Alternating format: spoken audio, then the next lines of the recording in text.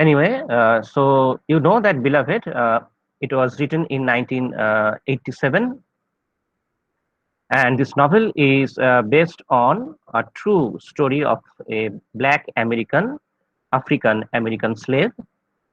So it's actually based upon a true story about a black African American slave woman who escaped slavery and fled to a free state.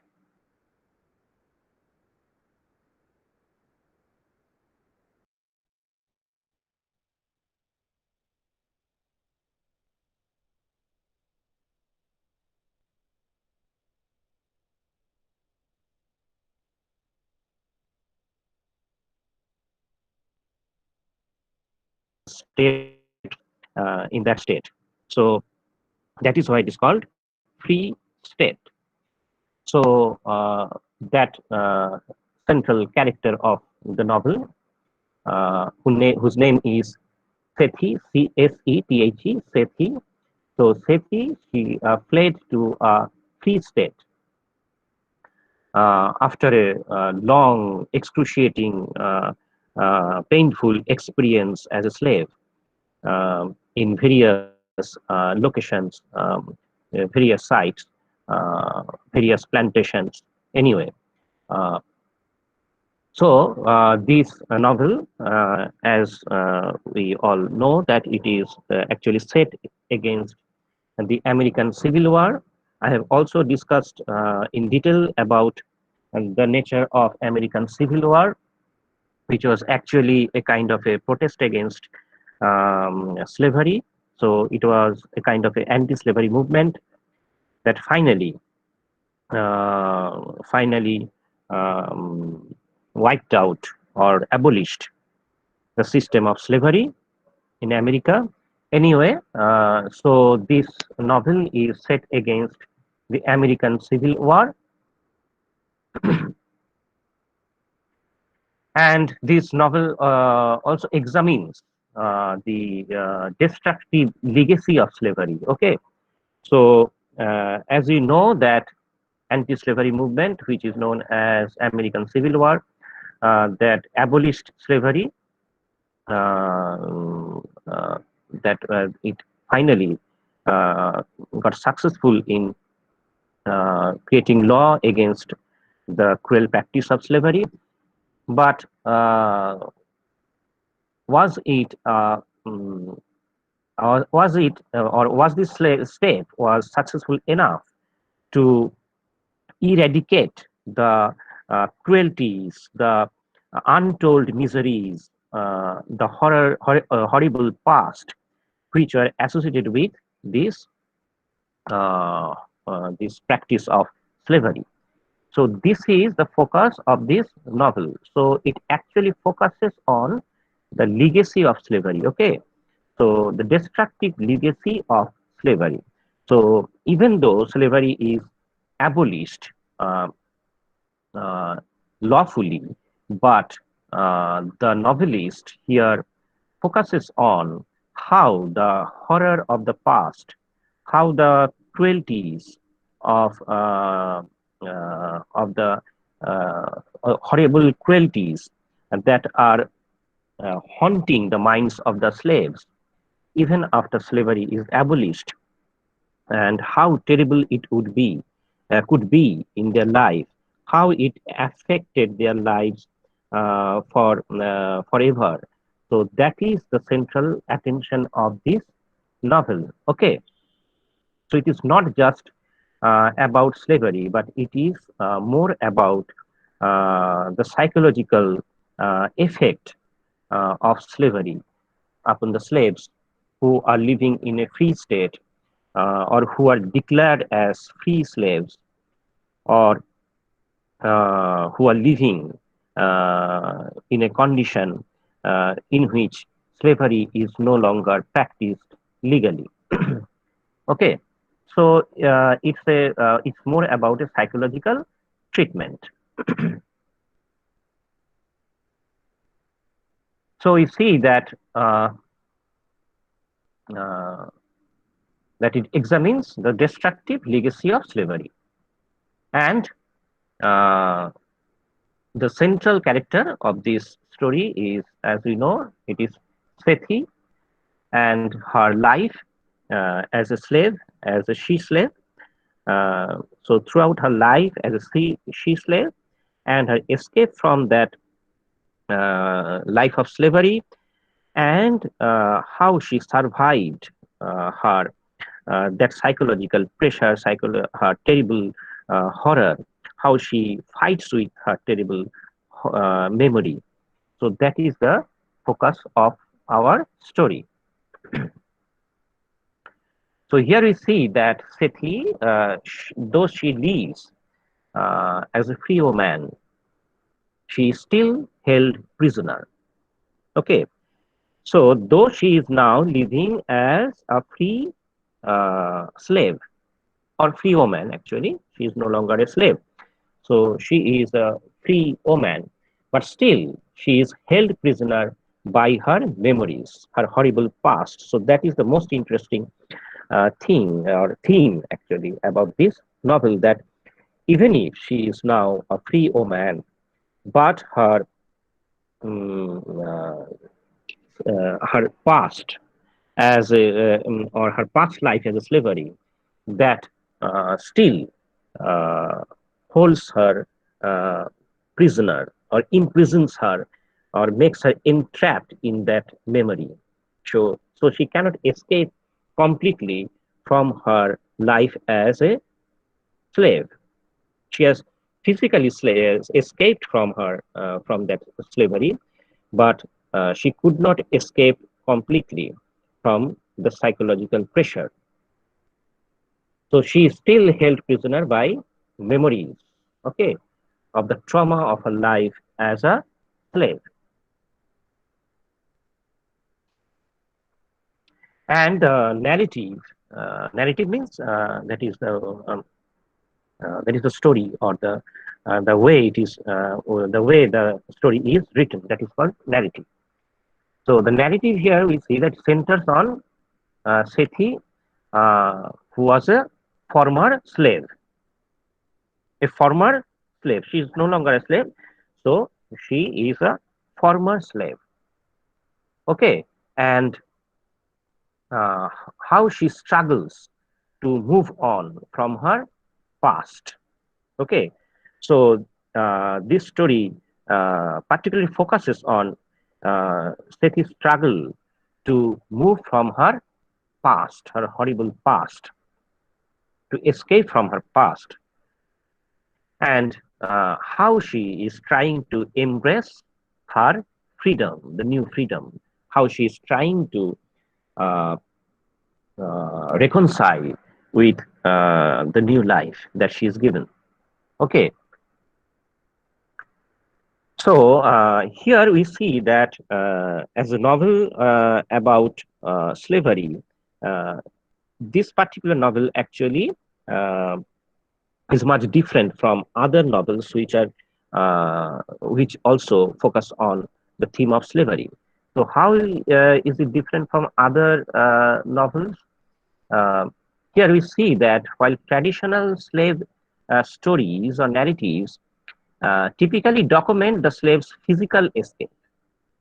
Okay, uh, just what I said.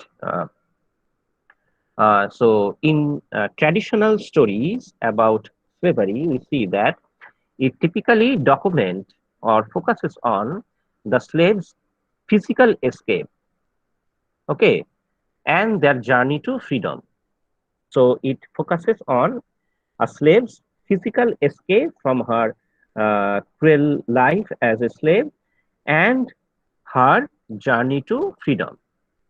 So this is the simple narrative which are generally uh, dealt with by the traditional novels dealing with slavery. Uh, but here we see that the novelist, that is Toni Morrison, enriches this structure uh, by depicting how the slaves survived the psychological trauma. So this is the difference that we see in this particular novel, that here the novelist focuses on the psychological trauma, as I said just now. So it's how uh, a slave, a slave's attempt, actually, a slave's valiant attempt to survive the psychological trauma. Okay, so got the point. The main focus of this novel, it's very important to understand that its focus is actually on the psychological trauma upon a slave who is now declared free. So this is the theme of this particular story that makes it so different from other stories that deal with the same theme. Okay, that is deal with the theme of slavery. So here we see that this particular novel is actually a haunting story of a mother's love. Okay, so a haunting story of a mother's love that frames a series of interrelated love stories. So here we see that in this novel, its main focus is on a slave's life uh, uh, as a slave, as a mother, or as a free woman after her life as a life in slavery. Okay, so a haunting story of a mother's love, and this is the main focus of the story. But at the same time, there are other parallel stories uh, in the novel. We will discuss it in detail later. Anyway, and at the same time, here we see that the novel focuses on the individual characters as well as the historical impact of slavery. Okay, and thus it exposes slavery as a national trauma, and at the same time an intensely personal trauma. Okay, so slavery, as it is, as it affects the personal life of a slave, and at the same time how it affects the national life. Okay, that is the condition of a state.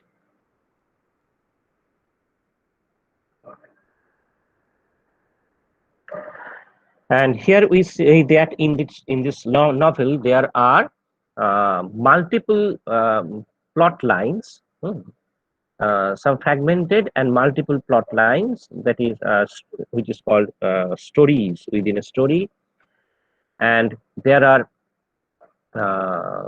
various layered and complex. There is a complex narrative structure. So its narrative structure is much complex because there are several stories which are woven together, and the story is also told by multiple narrators, a kind of a frame narrative, as it is called terminologically. Anyway, yeah, and that makes the novel, its narrative structure, a kind of a complex narrative structure.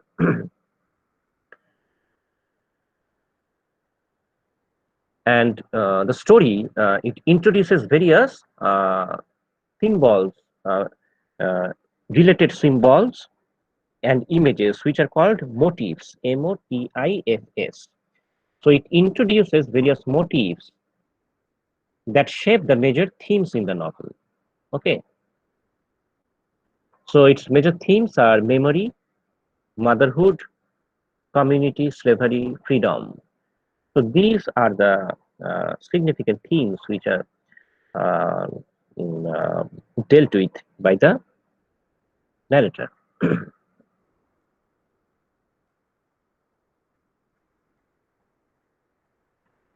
The novel takes place during the period of Reconstruction. Okay, so it actually refers to the American Civil War. So it's, as I said, that it is set against the period of American Civil War or Reconstruction.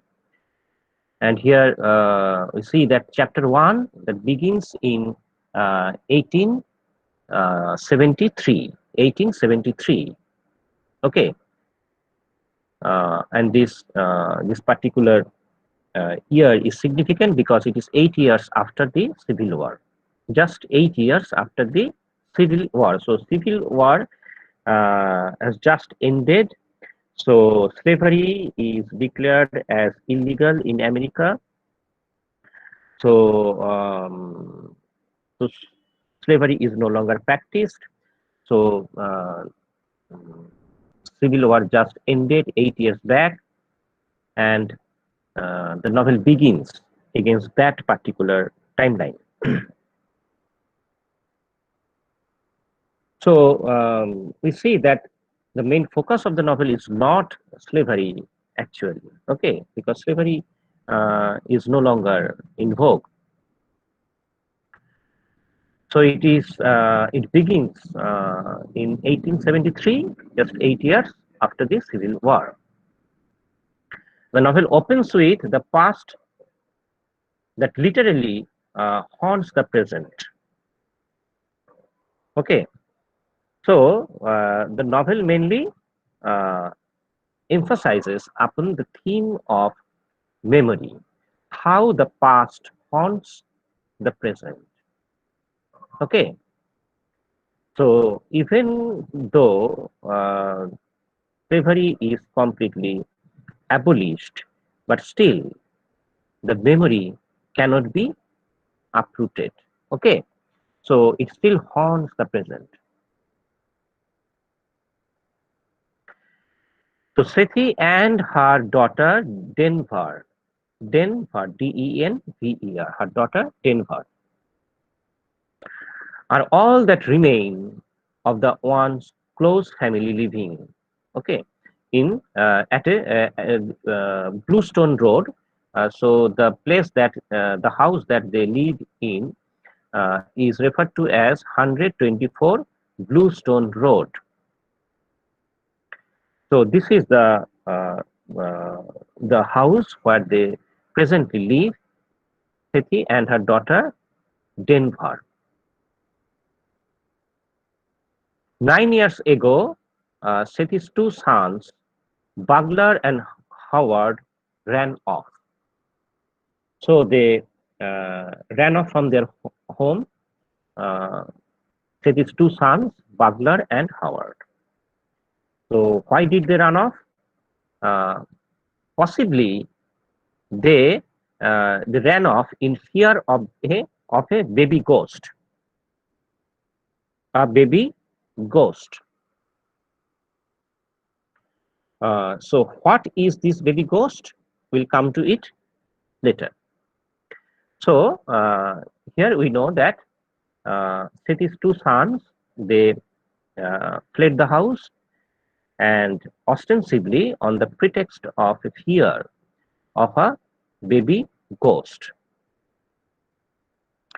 So again, there is a haunting memory of the past, and which is symbolized by this baby ghost which haunts their house. So a house which is called 124 Bluestone Road, it is actually haunted by a baby ghost. The house where Sethe and her only daughter Denver now live.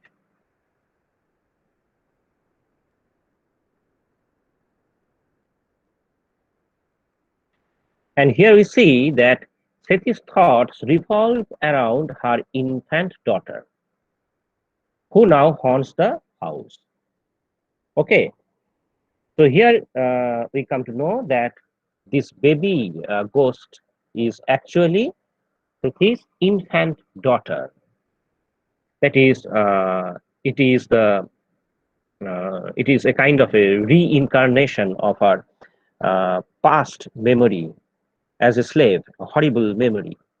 uh, in distant past. Okay, so this baby ghost is actually her infant daughter, or it is conceived by Sethe as her infant daughter, and which is now haunting their house. Sethe recalls that in exchange for the endearment beloved, uh, this baby ghost is here referred to as beloved. So now we easily can understand why the novel was titled Beloved. Okay, so the title Beloved actually refers to this baby ghost or Sethi's infant daughter. And there is a long history about this baby daughter, and we will come to it later. Anyway, so here we know that this baby daughter, she was actually killed, and later we will come to know that she was actually killed by Seti herself. So that baby was killed by her mother.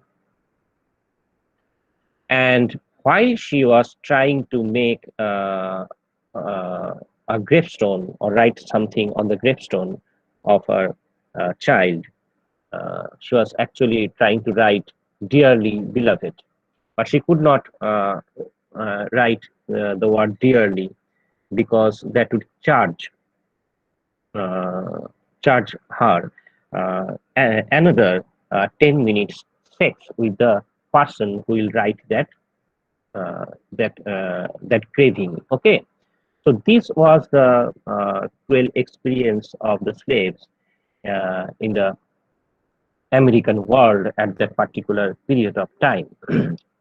Okay, so she could not chisel the full name that she was actually uh, wished to write because it she had to have sex with that white stone cutter. Okay, so that stone cutter was a white person, as he charged 10 minutes for 7 letters. Okay, now we see that, so this is her horrible past that are uh, repeatedly uh, uh, repeatedly uh, uh, uh, remembered by Sethi, uh, and it is retold by the narrator in flashbacks. Okay, now she lives in a house palsied by the baby's fury at having its throat cut. So here we know that Sethi, she herself killed her baby by cutting its throat just to save her from the life of slavery. So, in my introductory lecture, I told you that many slaves used to kill their own children just to save them from the cruel life as a slave. And that is why this baby ghost causes to trouble her family. Hmm. And sometimes this baby ghost actually, it tortures the household dog or upsets the furniture. And Sethi used to wonder who would have thought that a little old baby could harbor so much rage. So this baby uh, or baby ghost harbors a kind of rage that is a terrible rage. Okay, and we know that what is the actual cause of that rage, because she was killed by her own mother.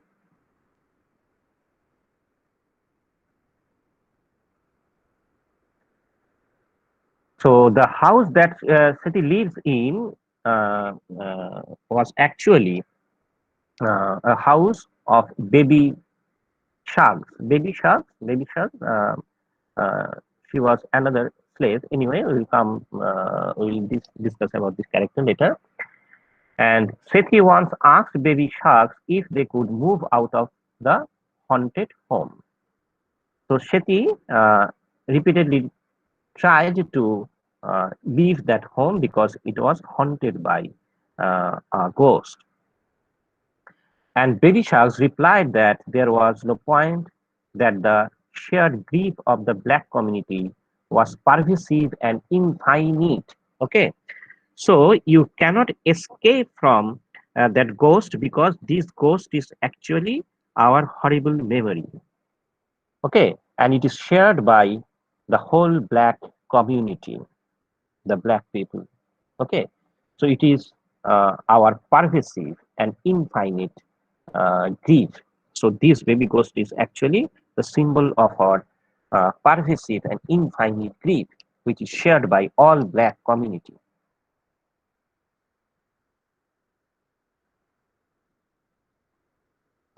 And she says that we are lucky that this ghost is a baby.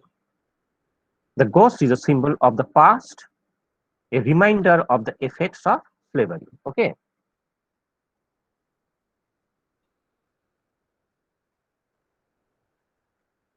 so this plan for survival revolves around remembering as little about the past as possible.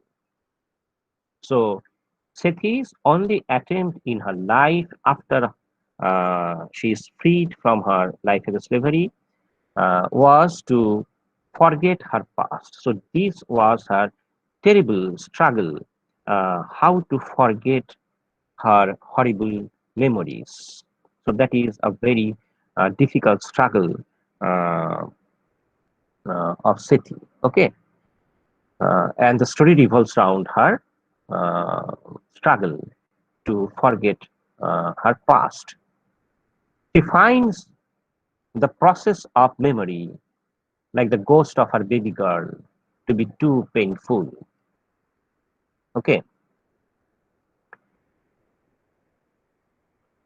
so she tries to forget her old, her or her past memories, old memories.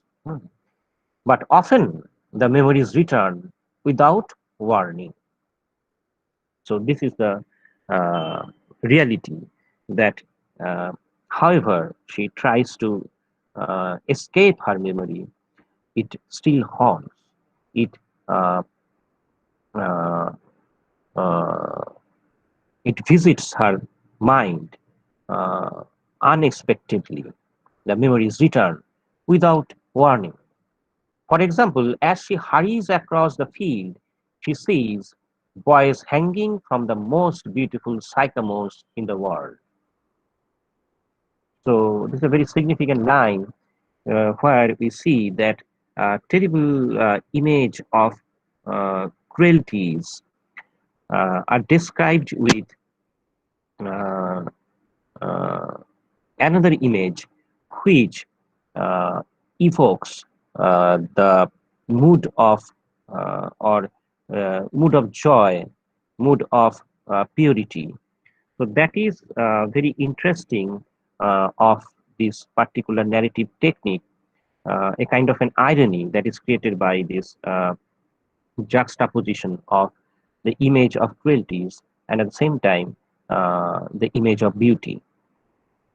So that uh, makes uh, the mood much more poignant, that intensifies its uh, the horror which is associated with the incident. Okay,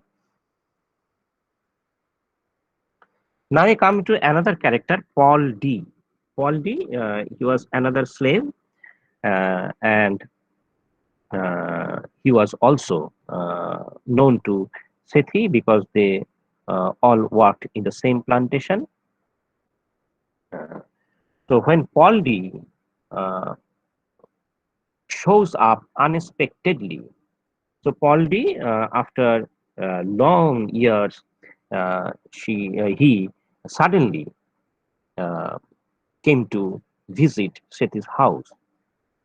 So he shows up unexpectedly And when he appears, the past becomes even more difficult to suppress. So here you see that appearance of Paul D is very much important in Sethe's life because, as you know, that Sethe was always trying to forget her memory, her horrible past. But here, the appearance of Paul D uh, uh, brings about her horrible past again. So it becomes very difficult for her to suppress those horrible past because they both worked as slaves in a plantation and they both were tortured in the same way. It has been 18 years since Sethi and Paul D have seen each other. Okay, so it has been almost 18 years that they uh, have seen each other. So it's a long day uh, gone before they saw one another. Poldy's arrival provokes Sethi's memories and interrupts the routine of Sethi and then her. So the coming of Poldy completely uh, disturbs their life or changes their life actually. Poldy immediately feels the presence of the ghost. So Poldy he also becomes aware of the ghost presence of a ghost in that house, and Sethi tells him that the house is not sorry, the ghost is not evil,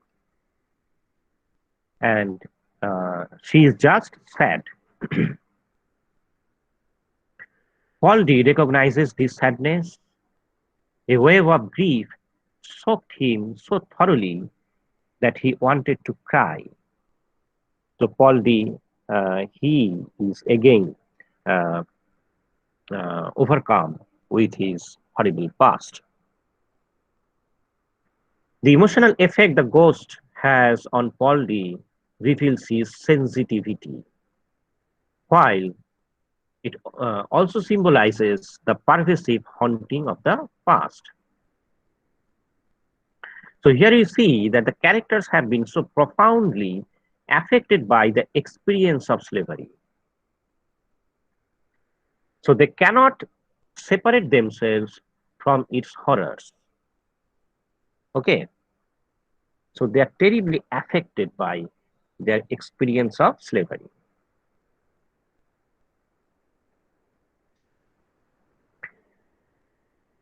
Although neither Sethi nor Poldy actively wants to remember the past, the emotions have taken root in their homes, bodies, and minds. So that is a very important thing that uh, uh, although they are valiantly trying to forget their past, but we see that the effect of slavery it completely uh, uh, it completely uh, affects their home, their family, their life, uh, their bodies, as well as their mind.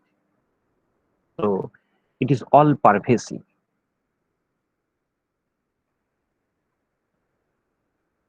And as Sethi and Poldy share the same past, okay, their meeting becomes very important. Their past revolves around the sweet home. Sweet home, that's a very interesting name. Uh, a plantation which was named Sweet Home, but here the slaves were treated cruelly and they had to do menial jobs uh, day in and day out. So, a very painful kind of experience. But the plantation was named Sweet Home. So, their past memories as a slave revolves around the sweet home.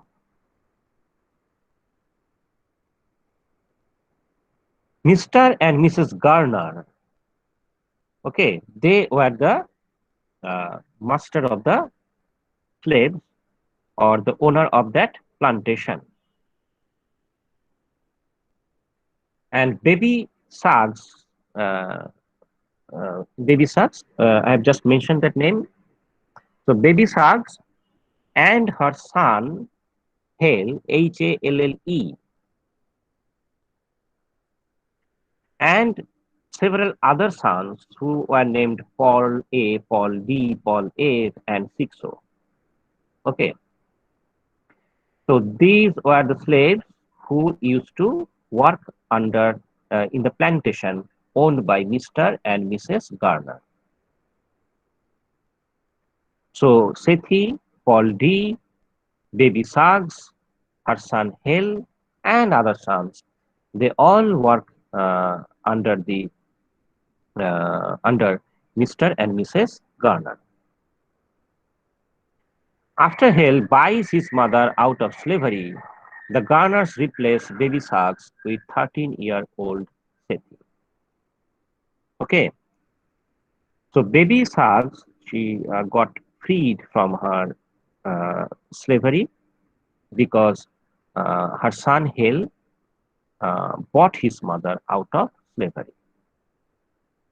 So that is very interesting to know that uh, Hale bought his mother. She he has to pay uh, to free her mother uh, from slavery. Anyway, and when baby Suggs got freed from slavery, her place was replaced by Sethi, and she was at that time 13 years old. So this is how we see that uh, Sethi, there made a connection between Sethi and baby Suggs. As Sethi and Paul D share stories of sweet home, Denver, Denver, who is Denver? I have just mentioned Denver is Sethi's only daughter living with her now. So Denver feels left out of the conversation. So another thing happened with the appearance of Paul D that uh, Sethi's only daughter, Denver, she feels left out, okay, neglected. She was always shy and lonely, and she believes that Paul D has infringed upon the intimate space between her and her mother. So naturally, she developed a kind of uh, rage or objection against Paul D.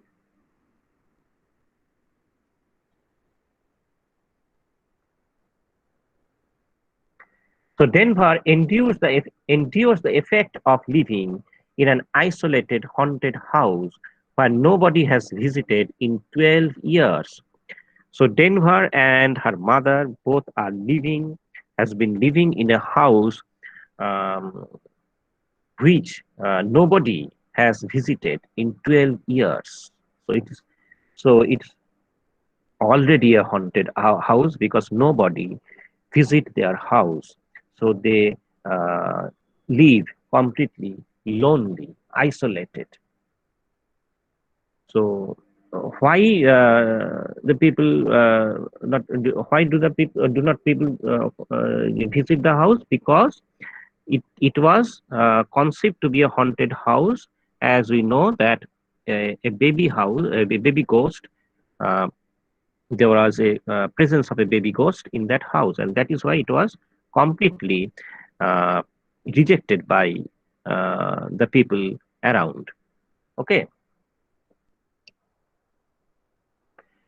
so Denver has to endure this that isolation, that loneliness from her childhood.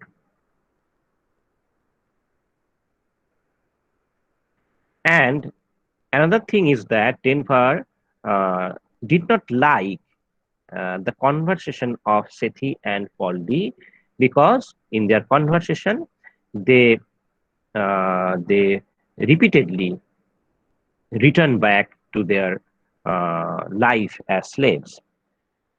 So naturally, those narratives uh, mm, uh, makes her disturbed. Okay, so Denver gets disturbed with such kind of conversation.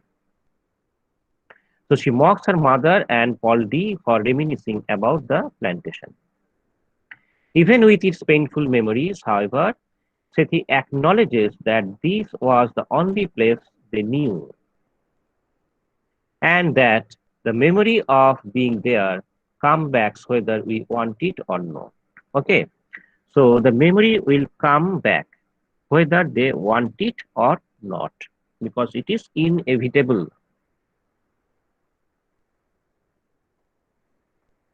The memories of Sweet Home include not only Mr. and Mrs. Garner's, but also another character who is named school teacher, a very significant character, school teacher. His name is very ironical. He's actually a slave master, but here he is named as school teacher. Okay, so he is a cruel overseer of the plantation owned by Garners.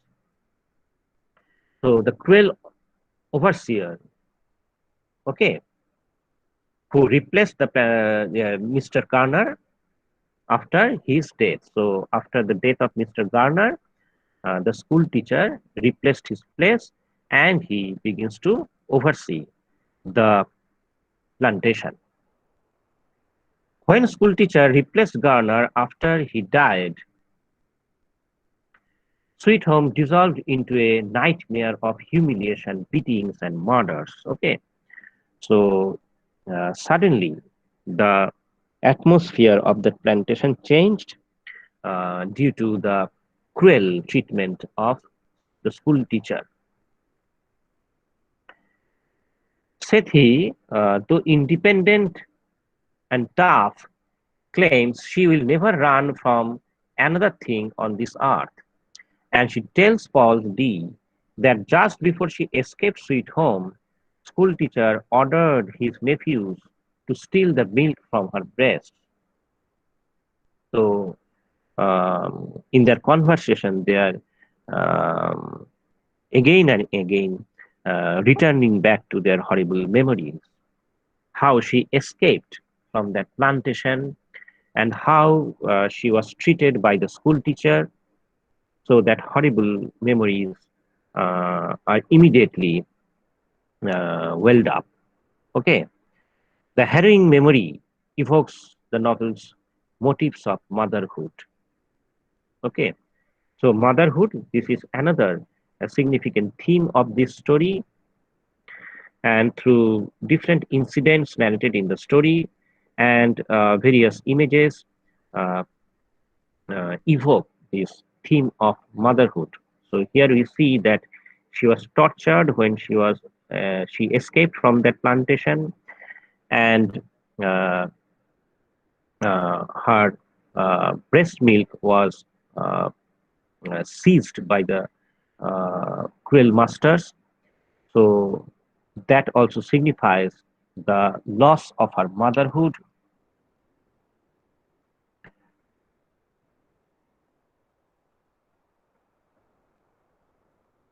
For Seti, this assault is a violation worse than the beating that followed. So uh, she considers that beating or whipping uh, was possibly much better than such kind of treatment when her motherhood was violated.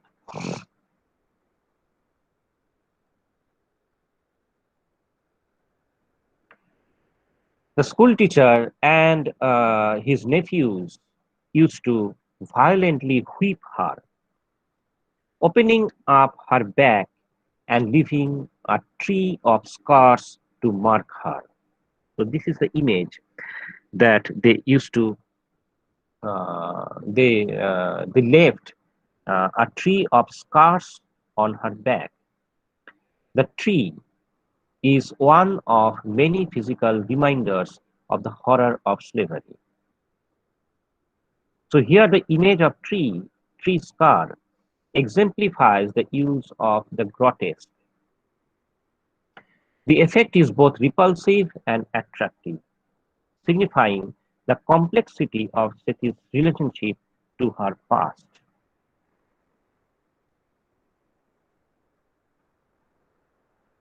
Sethe shocks the reader with unspeakable horror and serves a prime example of slavery's destructive effects on the imagination and the inner life. While the scars on her back symbolizes the violence and horror of slavery, the blossoming tree on her back also plays on the natural beauty Sethe associates with Sweet Home. Anyway, when Poldy touches the scar and feels Sethe's sadness, the baby ghost reacts to their intimacy.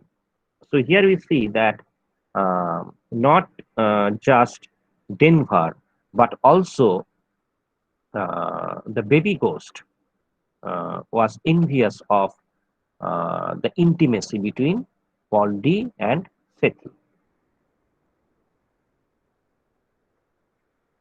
Paul D tells the baby ghost to leave, and in doing so, exorcises the ghost from the house. So here we see that a kind of conflict uh, suddenly occurred between Paul D and the baby ghost. Paul D and Sethi make love uh, at that moment, and immediately afterwards their desire disappears. They lay in bed with their separate memories and thoughts distancing them from each other. So this reveals more about Sethi and Paul D's individual past at Sweet Home, while also describes the destructive forces of slavery on both families and individuals. Sethi thinks about baby Sags as a survivor of the Middle Passage. So baby Sags, as we have just read, that she was freed from her slavery. So she had been moved from plant, but before that, uh, when she was a slave, there was a horrible description of how she was treated when she was a slave. So it's a terrible kind of a memory. She had been moved from plantation to plantation, sold and resold. As we know that slaves were at that time were sold in the slave markets, just like any other sellable objects. So she was moved from one plantation to another plantation, sold and resold, separated from all her children. She had, we know that she had 6 children by several slaves uh, of that plantation, but she was separated from all her children until she was placed at Sweet Home with her son Hale. So this was the memory of baby Sharks. Men and women were moved around like checkers. Okay, just like in checkboard, um, uh, the the checkers are moved by the players from one place to another place. So in the similar way, the slaves were moved from one place to another place. Okay, baby Shark's 8 children were fathered by 6 different men, and anyone she had loved who hadn't turned off or been hanged got rented out, loaned out, brought up, brought back, stored up, mortgaged, won, stolen, or seized.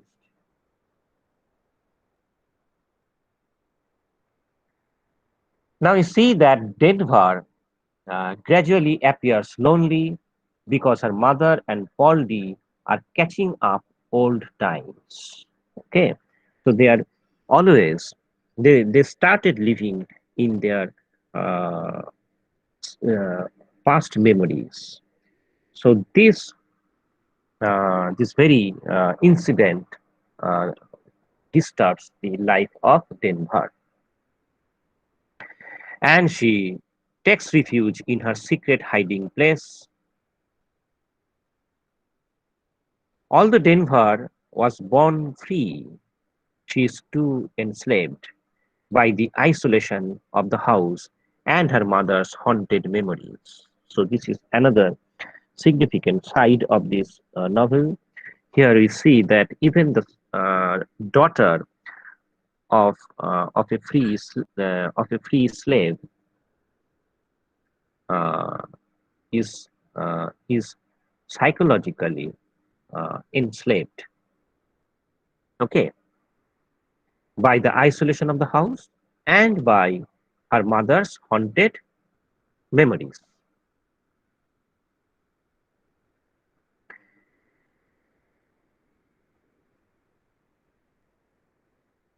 Denver has not left the property since she was a young child. The baby ghost has seen her only, um, the baby ghost was actually her only playmate. So she used to play with that baby ghost. Denver does not like to listen to stories from her mother's past, though she does find comfort in the story of her own birth. So this is the only story that she likes to listen to from her mother. That is the story of her birth. This is the only story from Sethi's past that Denver likes to hear because the story not only includes her but also gestures of hope and kindness. Through this story, the reader begins to learn about Sethi's escape from sweet home. So again, Sethi returns back to her uh, past memory, how she escaped from the plantation. 9 months pregnant and on the run, Sethi reaches the Ohiho River. Okay, so she reaches the Ohiho River with her feet badly swollen. And at that terrible state, she was finally saved by a white woman, a white girl, whose name was Amy Denver.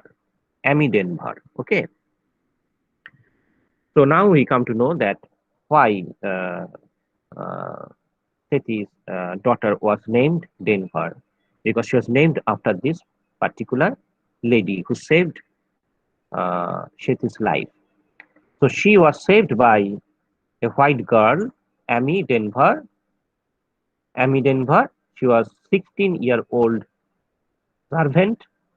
She was a servant actually, contractual servant, who was on her way to Boston. Okay, so at that time she saved Sethi.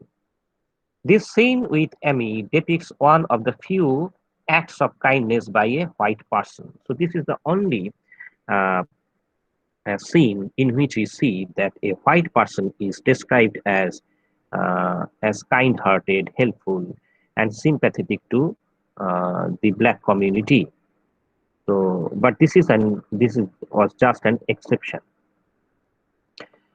Denver remembers the details of the story as if it is her own re-memory.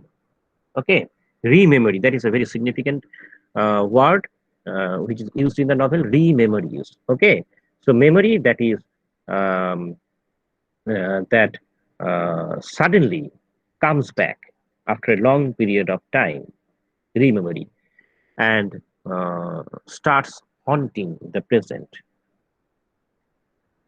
Those pictures of the mind never going away.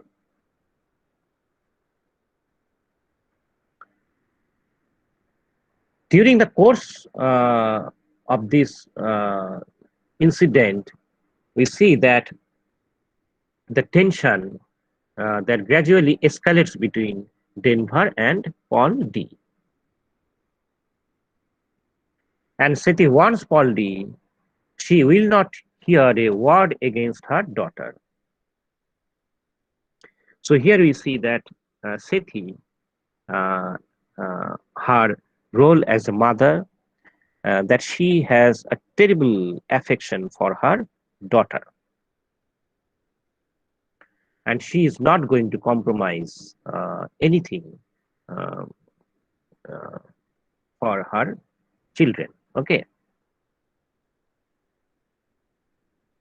Poldy believes Sethi's protective nature and immense love for her children represent a dangerous risk. Okay, so Poldy suddenly realized that Sethi's too much protective nature as a mother and her immense affection for her children may invite dangerous risk for him.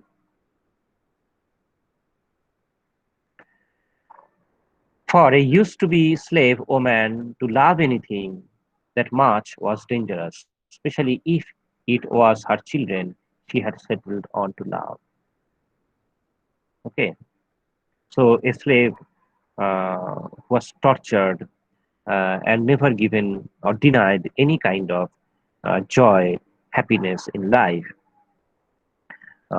So when she begins to love something, that love uh, uh, will inevitably become a kind of a uh, intense passion. Okay. Although Paul D promises to be there for Sethe, he cannot truly commit to her until he faces and accepts the past. However, he hopes to show Sethe and Denver his desire to take care of them by by taking them to the carnival. So Paul D, though he is full of doubts, but at the same time he was trying to project himself as someone uh, uh, who was actually help them. Okay, so one day he took them to a carnival. For the duration of that evening, even Denver is happy with Paul D. So suddenly everything was getting changed. Even Denver was feeling happy with Paul D. So it almost looked like a family, a happy family. Suddenly, the atmosphere got changed. The familial intimacy is symbolized in the image that Sethi notices. The shadows of three people still held hands. So she watches the shadows of the three people returning from the carnival who are holding each other's hand. So that uh, creates the image of a family, of a happy family. When Denver, Poldy, and Sethi return from the carnival in the beginning of chapter 5. So now we have come to chapter 5. So when they were returning from the carnival, on their returning back to their house, so on the way, they suddenly saw an exhausted, well dressed woman sitting outside their house. So they saw an exhausted, that is, highly tired but well dressed woman sitting outside their house. She tells them her name is Beloved. So, Beloved, as you know, that it was Sethi's uh, infant child in the long past, and when she escaped, her life from slavery. She killed her uh, daughter, uh, and she named her beloved when she uh, gave her a burial.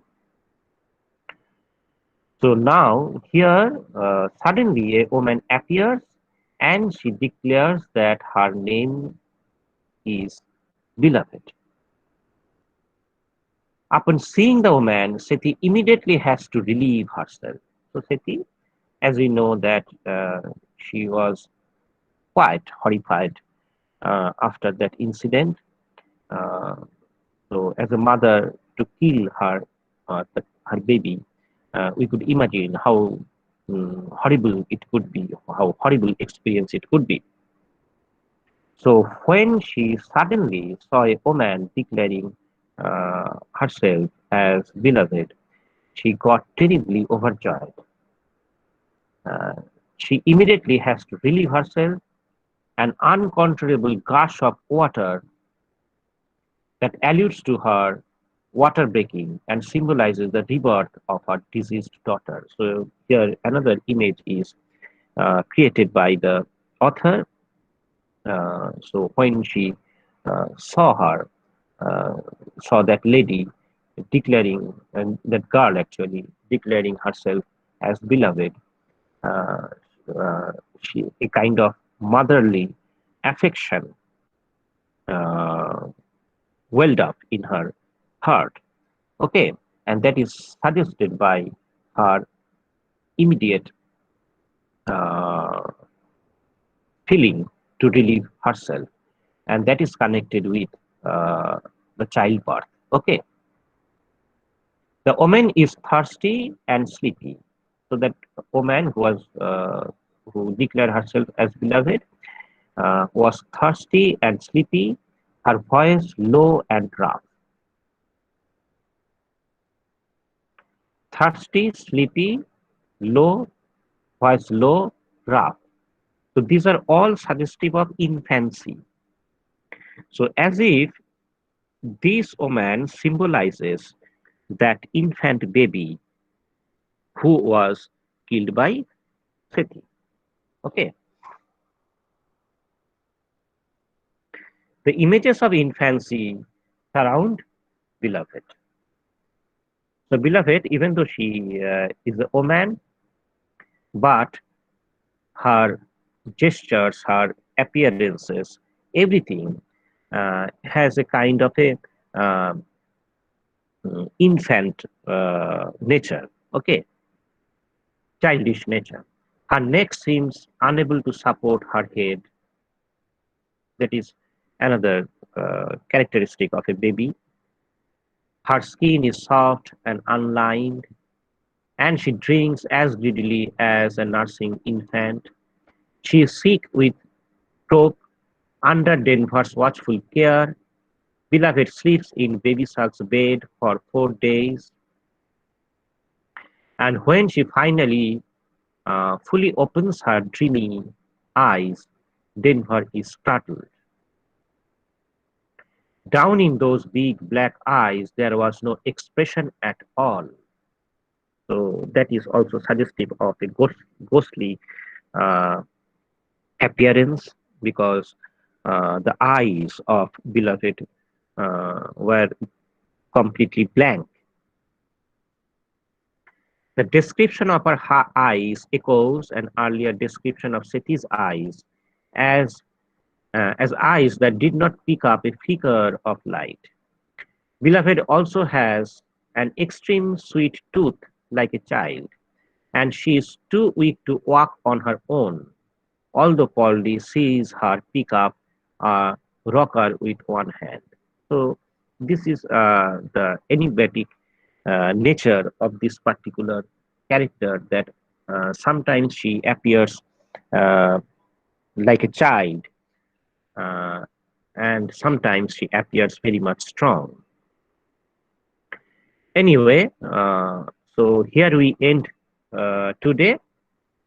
From the next day, we'll start from chapter 6, I think. Yeah, chapter 6. So from And the next day we'll start from chapter 6.